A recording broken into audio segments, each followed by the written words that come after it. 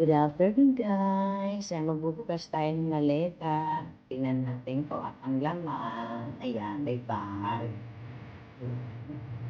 At actually, itong bag na ito ay galing ng Migros.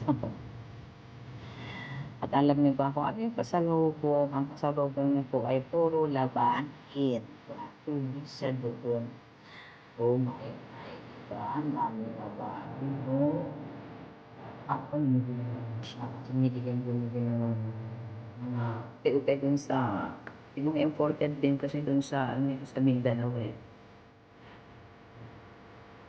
Kaya guys, yan po ang kanyang pasalubong. Ang mga damit ni nakapag-iba doon. Kasi nga naman tubig sa pero pagka magtagal siya doon, may ano naman doon eh. Laundry. Papalaundry. Ayan, pinupulot eh. Ayan, putik na yan.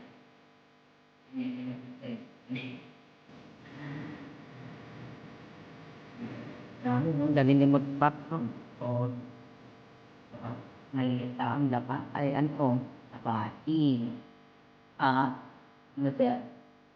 Ano yan? Eh, pakita. Ay, ayun, mangga daw, mangga. Ayan, kasi alam niyo bakit nakamit ito? Kasi, patugtog galing sa tablet niya, eh, baka po strike.